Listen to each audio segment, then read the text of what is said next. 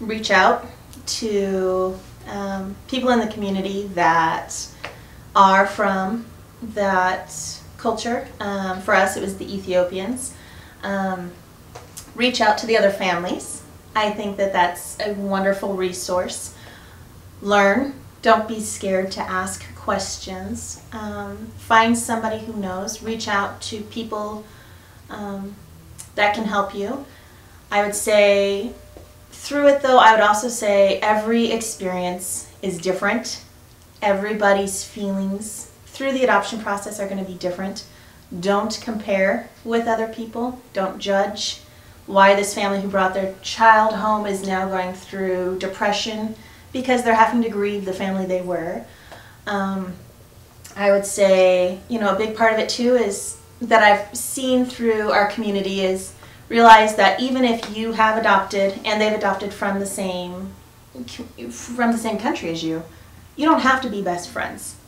Reach out, support each other, and realize that you guys can be there for each other and have a connection for the children.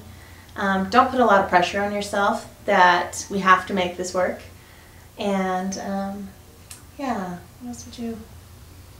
Yeah, I would say with transracially especially, it's you need to be able to answer the question of why you're doing it and how you're going to do it, how you're going to raise the child. And if you can't answer that question honestly to, say, maybe even a combative person, if you can't hold your own in that conversation, then you really haven't answered that question yet. So to start with, be able to answer those questions for yourselves. Also, I think another big one with transracial adoption is to be able to know now that people are watching you and how you're going to respond when offensive things are said. If you're standing in a group of 8 people and someone makes a joke about black people or any race really, there's other people in that group that are watching how you're going to respond. So it means you have to step up more than you would have in the past. And your child is watching.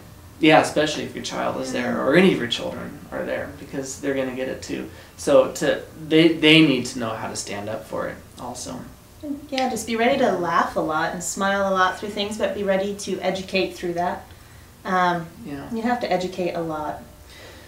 For me, I guess the last one is that I've heard maybe a dozen times when I tell someone that we adopted a child from Ethiopia, one of their first responses is, they're so lucky that they're so lucky, really is all they'll say. And for me, I think if a person doesn't know why that's offensive, then they haven't thought it all the way through yet. Yeah. They're not in the right place if that does not rub you the wrong way.